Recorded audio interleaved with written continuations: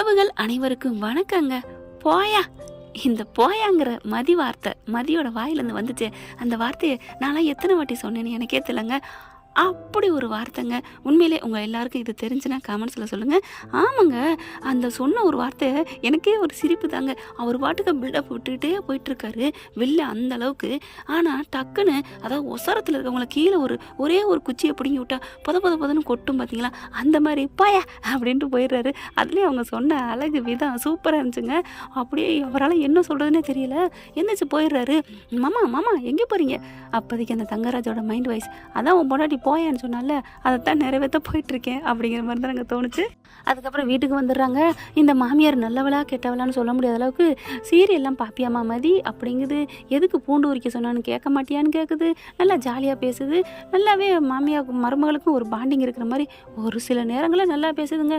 சுடுதண்ணி வச்சுதா மலரு அப்படிங்கிறது அந்த பிள்ளை வேலை பார்த்துட்ருக்கு. அடுப்படி அங்கே தான் இருக்குது. ஒரு சுடுதண்ணியோட வைக்கக்கூடாதாங்க, அந்தளவுக்கு 80-70 வயசு ஆயிடுச்சு. என்ன கொடுமைன்னு தெரியல. அடுத்து சகஜமாக பேசுகிறாங்க. உங்கள் அம்மா நல்லா இருக்காங்களா, உங்கள் அப்பா நல்லா இருக்காங்களா? நல்லா இருக்காங்க. ஆனால் சுரேஷுக்கு மட்டும் காண்டாகுதுங்க. எல்லாத்துட்டையும் நல்லா பேசுகிறா, சிரித்து பேசுகிறா. அதுவும் அந்த அண்ணியோட அப்படி ஹான்னு அப்படி பேசிக்க நிற்கிறாங்களா மதி. அதை பார்த்து அவருக்கு வயிறாக எரியுது. நம்மக்கிட்ட மட்டும் இப்படி இருக்காளே செம்ம காண்டாகிறாருங்க. ஆன்னு எதுலையோ அப்படியே சொல்லுவாங்கல்ல, அப்படி குத்திக்கிறாருங்க அங்கிட்டும் இங்கிட்டும். அதுக்கப்புறம் ரூமுக்குள்ளே போகிறாரு. நீ வாடி உனக்கு இருக்குது கச்சேரிங்கிற மாதிரி நினச்சிட்டு இருக்காரு. அதுக்கப்புறம் சாப்பிட்றாங்க. அன்றைய பொழுது போகுதுன்னு வைங்களேன். சாப்பிட்டு கேட்டுட்டு, சரி உங்களுக்கு ஃபர்ஸ்ட் நைட் ஏற்பாடு பண்ணட்டுமா அப்படின்னு கேட்க மாமியார் கேட்குதுங்க. அதெல்லாம் ஒன்றும் வேணாம் அப்படிங்கிறாங்க. சரி அதான் வேஸ்ட் ஆகிடக்கூடாதுன்னு நாங்கள் வைக்கல. ஏன்னா நீ செம்ம கோவத்தில் இருப்ப, அவனும் அதை விட கோவத்தில் இருக்கேன். வேஸ்ட்டாக பூ பழம் பால் இதெல்லாம் வீணாக போயிடும் இல்லையா, அதனால தான் வேணான்னு விட்டுட்டோம். என்ன மலரு? ஆமத்தை, நம்ம செலவு பண்ணக்கூடாதானே, வேஸ்ட்டு தான் அத்தை அப்படிங்குது. அதுக்கப்புறம் பேசிட்டு சரி மதி நீ போய் படுத்துக்கோ, நானும் எல்லா வேலையும் முடிஞ்சிருச்சு அப்படிங்கிறாங்க. மலர் கூட மதியம் துணைக்கி நிற்கிறாங்க. லாஸ்ட் நைட் வரைக்கும் நேரம் வரைக்கும். அதுக்கப்புறம் எல்லாம் போய் படுத்துடுறாங்க. மதி என்ன பண்ணுது, வேகமாக போகுது. இவன் என்ன பண்ணுறான், வரி அடி வா உன்னை இந்த ரூம்குள்ளே விட மாட்டேன்டி அப்படின்னு கதவை சாத்திட்டு உள்ளார போய் உட்காந்துக்கிறான். அப்படியே பார்த்தா கதவை தட்டி பார்க்குது, திறக்கலை. செம்ம கோவம் வருது. ஓ பழிக்கு பழி வாங்குறியா, நீ திறக்கலைன்னா என்ன, நான் எனக்கு என்ன படுக்கவா இடம் இல்லை அப்படின்னு சொல்லிட்டு என்ன பண்ணுறாங்க, மதி போகிறாங்க. மலரை காட்ட போயிட்டு கூப்பிட போகிறாங்க. சரி பாவம் அவங்கள போய் ஏன் எழுப்பணும் அப்படின்னு சோஃபாவில் போய் உட்காந்துடுறாங்க. சோஃபாவிலே படுத்துடுறாங்க. அப்படியே தூங்கி போகிறாங்க.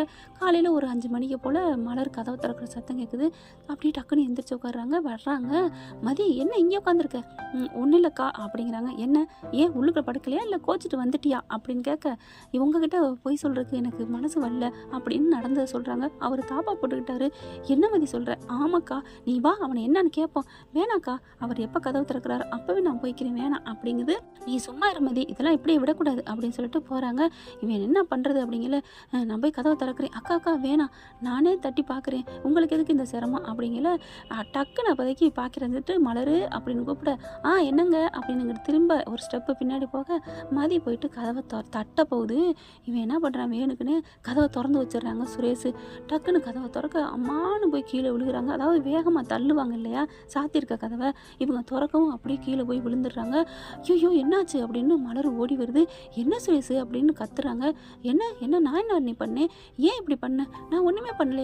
நீ நைட்டு வந்து கதவை தாப்பா போட்டு வச்சியா? ஐயோ அண்ணி திறந்தே இருந்துச்சு, அதனால தான் அந்த பிள்ளை கதவை திறந்துட்டு கீழே விழுந்துச்சு, நான் என்ன பண்ண முடியும் அப்படிங்கிறாங்க. மதி அப்படியே பார்க்குது மலரை பார்த்து. இல்லைக்கா பொய் சொல்கிறாருக்கா, தாப்பா போட்டிருந்தாரு அப்படிங்கிறாங்க. என்ன சுரேஷ், ஏன் சுரேஷ்? இல்லை நான் எப்பவும் போடுற மாதிரி தாப்பா போட்டிருந்தேன், அதுக்கப்புறம் நான் கதவை திறந்து விட்டேனே, வர வேண்டியதானே அப்படின்னு சொல்லிட்டு போய் உட்கார்றாரு. மதியை பார்க்குறாங்க. மதி நீ எதுவும் நினச்சிக்காத, நீ குளிச்சுட்டு ரெடியாகு, நான் டிஃபனு டீ போட்டு கொண்டு வந்து தர்றேன் அப்படின்ட்டு மலர் போகுது. அதோட டியூட்டி அது பார்க்குது. சிறடிக்காசை மீனா மாதிரி இந்த பிள்ளை இந்த வீட்டு வேலையை முழு நேரமாக பார்க்குதுங்க. அங்கேயாவது முத்து நல்ல சப்போர்ட்டிங்காக இருக்காரு. இங்கே பாக்கியராஜ் பொண்டாட்டிக்கு ஆதரவாக பிடிச்சவராக இருக்காரு, ஆனால் முழு சப்போர்ட் தர மாட்டேங்கிறாருன்னு சொல்லணும். மலர் போன கையோடு அப்படியே முறைக்கிறாங்க. என்னடி முறைக்கிற, என்னை எப்படி பேசுன, என்னன்னு பார்த்த, பாதியில் விட்டுட்டு போனில்ல, உங்களுக்கு என்ன கஷ்டம், பாதியில் போனதுனால ஆட்டோவுக்கு நான் தானே காசு கொடுத்தேன், நீங்கள் கொடுக்கல. அதை விட்டுடி எங்கள் மாமாவை ஏண்டி போயான்னு சொன்னேன். ஏன் போயான்னு சொல்கிறவரை போயான்னு தானே சொல்லணும். அவர் என்ன பேசினார் உங்கள் அப்பாவுக்கு அங்கே நின்னாருடி, எவன்டி நின்னா, யார் நின்னா? எங்கள் மாமா எங்களுக்கு சாமி மாதிரி அப்படின்னு சொல்ல, எங்கள் அப்பா எங்களுக்கு சாமி மாதிரி, அவர் அந்த மாதிரி ஆக்கிட்டீங்கல்ல. நாங்கள் என்னடி ஆக்கணும்? ஆமாம் நீங்கள் இப்படி பண்ணி டார்ச்சர் பண்ணனால அவருக்கு இந்த இந்த மாதிரி வந்துச்சு, அவருக்கு ஏற்கனவே இருந்ததுனால உனக்கு தெரிஞ்சிச்சு அப்படின்னு கத்திட்டு கிடக்குதுங்க. அதுக்காக என்னை வீட்டை விட்டு கதவை சாத்துவீங்களா? அப்படி தாண்டி சாத்துவேன். அப்புறம் ஏன் அன்னிக்கிட்ட சொல்ல வேண்டியதானே? ஆமாம் நான் சாத்துறேன்னு. ஆமாம் சொன்னேனே சாத்துறேன்னு. அப்புறம் திறந்தேன்னு சொன்னீங்க. ஆமாம் திறந்ததுனால நீ விழுந்த. என்ன சாமர்த்தியமாக பேசாத நினைப்பா அப்படின்னு மதி கத்துறாங்க. ஆமாடி, உனக்கு நான் அப்படி தாண்டி வைப்பேன். என்ன நினச்சிட்டு இருக்க? வீட்டில் இருக்கவங்களாம் உங்கள்கிட்ட அன்பாக பேசு நடிங்கிறாங்க. எனக்கு நடிக்க வராது அப்படின்னு சொல்லிட்டு எனக்கும் அப்படி தான், எனக்கும் நடிக்கலாம் வராது. உங்ககிட்ட அன்பாக நடந்துக்கங்கன்னு எங்கள் வீட்டில் தான் சொல்லிவிட்டாங்க. சொல்லிவிட்டாங்களே, திமிரா தானே நீ நடந்துக்கிற, அதே தாங்க உங்களுக்கும். நீங்கள் மட்டும் என்ன திமிரா தானே நடந்துக்கிற அப்படிங்கிறாங்க. அப்படியே ஒன்றே அப்படின்னு கழுத்தில் கை வைக்கிறாரு. கூப்பிடட்டா அக்கா அப்படிங்கிற சே அப்படின்னு சொல்லிட்டு கையை விட்டுறாரு. அதுக்கப்புறம் உனக்கு இருக்குடி அப்படிங்களா, ஆனால் கீழே விழுந்துடுறாங்களே, மண்டை நெத்திலாம் அடிபட்டு அவங்களுக்கு வலிக்குது காயம் சே அப்படின்ட்டு இங்கிட்டு போகிறாங்க. துணிமணி எடுக்கிறதுக்கு பேக் எடுக்க போகிறாங்களா, அப்பவும் இவன் போய் இடையில அப்படி குறுக்கு நெருக்கமாக போகிறாருங்க. வம்பளுத்துட்டே இருக்காங்க சுரேஷ். இவங்க என்ன பண்ணுறாங்க, மதிய ட்ரெஸ் எல்லாம் எடுத்துகிட்டு குளிக்க போகிறாங்க. இவனுக்கு அப்படியே ஃபோனை பார்க்குறான், ஒட்டைக்கிறான். ஏய் நில்றி அப்படின்னு குளிக்க போகிறவளை தடுக்க, என்ன அப்படிங்கிறாங்க. நான் குளிச்சுட்டு வரேன், எனக்கு அப்புறம் நீ குளி. இல்லை நான் தான் குளிப்பேன், முட்டியாதுடி, இது ஏன் ரூம்பு அப்படின்னு சொல்ல.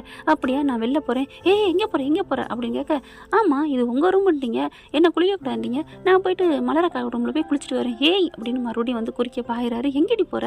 நான் வெளில போகிறேன். என்னென்ன குளிக்க விட மாட்டேங்கிறேன், வெளில போக விட மாட்டேன், என்னடா அர்த்தம் அப்படிங்கிற.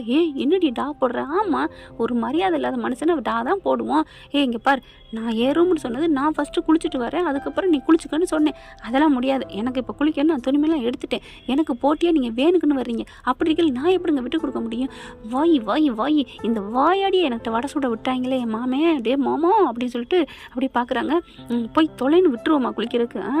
அதெல்லாம் சரி வராது, நம்ம தான் குளிக்கணும், நம்ம ரூமில் நம்ம குளிக்காமல் அப்படின்ட்டு.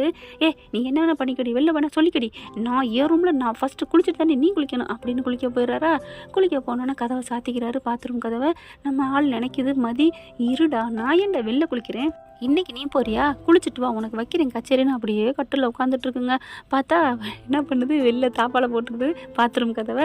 இவர் குளிச்சு முடிச்சுட்டு வந்து திறக்கிறாரு, தட்டி பார்க்குறாரு, கதவு திறக்க முடியல. மதி கதவை திறடி அப்படின்னு சொல்லிட்டு நங்குன்னு குத்துறாரு. அதுக்கப்புறம் கொஞ்சம் நேரம் கேப் விடுறாரா. அந்த சமயம் நம்ம ஆள் என்ன பண்ணுது, மெதுவாக அப்படியே திறந்து விட இவர் என்ன பண்ணுறாரு, மறுபடியும் டமான்னு அட்டிக்க அப்படியே வந்து கதவை திறந்து ஐயோ அம்மா அப்படின்னு கீழே விழுகிறாருங்க. நச்சுன்னு அப்படியே பார்க்குறாங்க. மதி எந்திரிச்சிட்டு, என்னடி வேணுக்குன்னே செஞ்சியா அப்படின்னு கேட்க, சேச்சே நான் வேணுக்குலாம் செய்யலைங்க, அப்புறம் எதுக்குடி இப்படி பண்ண, பழிக்கு பழி, உங்களுக்கு மட்டும்தான் அடிக்க தெரியுமா, எங்களுக்கு அடிக்க தெரியாதா, நாங்களாம் யார்? ஆமாம்மா நீ யார் தாண்டி, அம்மா ஐயோ அப்படின்னு சொல்ல, என்ன சத்தம் அப்படின்னு கேட்குறாங்க. ஒன்றும் இல்லத்த அப்படிங்குது. ஒன்றும் இல்லையா, என்னை தள்ளி விட்டுட்டு ஒன்றும் இல்லை நான் சொல்கிறேன், நான் எங்கங்க தள்ளினேன், கதவு திறந்தது தெரியாமல் நீங்கள் தான் விழுந்தீங்க. என்னடி நான் சொன்ன டைலாக்கா எனக்கா? ஆமாம் நீங்களும் எனக்கு அதே தானே சொன்னீங்க, நீங்கள் கொடுத்தது ரிப்பீட்டு அப்படின்னு சொன்னோன்னு அப்படியே மெல்ல எந்திரிக்கிறாரு. அப்பா பாவி படுபாவி இப்படி பண்ணிட்டாலே, இவகிட்ட ஜாக்கிரதையாக இருக்கணும் போல இருக்கே அப்படின்னு நினச்சிட்டு போக சிரிக்கிறாங்க. இவங்களுக்கு சிரிப்பு தாங்கலை மதிக்கு.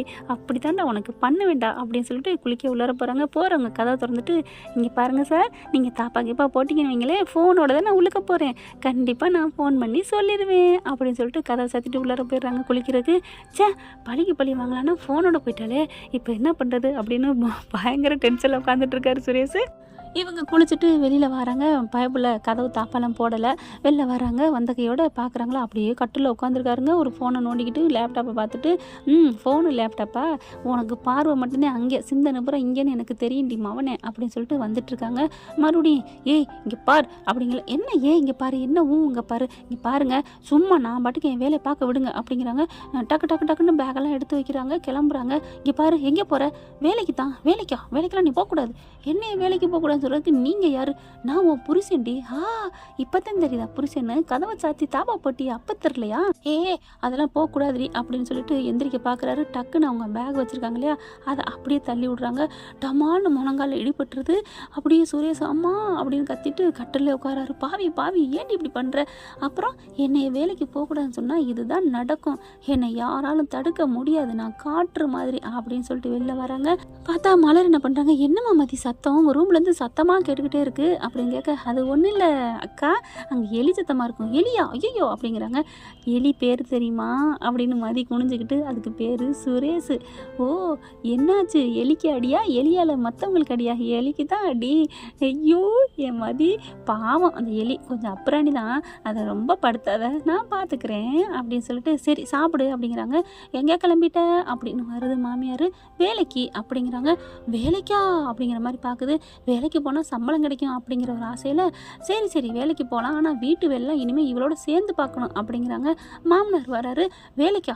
வேலைக்கெல்லாம் எதுக்குமா, வேலைக்கு போனால் அது சரி வராதே அப்படின்னு ஆரம்பிக்கிறாருங்க. பார்க்கலாம் ஃப்ரெண்ட், இப்படியும் போகலாம், என்ன நடக்க போகுதுன்னு பொறுத்திருந்து பார்க்கலாம். தேங்க்யூ. இந்த வீடியோ உங்களுக்கு பிடிச்சிருந்தா தயவு செய்து லைக் பண்ணுங்க. இன்னும் அப்டேட்ஸ்க்காக சேனலை சப்ஸ்கிரைப் பண்ண மறக்காதீங்க. நம்ம கிட்ட இருக்க எல்லா சேனல்ஸோட லேட்டஸ்ட் வீடியோ அப்டேட்ஸ்க்காக மேல ரைட் சைடுல காட்டுற லிங்கை கிளிக் பண்ணி வாட்ஸ்அப் குரூப்ல ஜாயின் பண்ணுங்க. உங்களிடம் விடைபெறுவது நான் உங்கள் மெஹர்.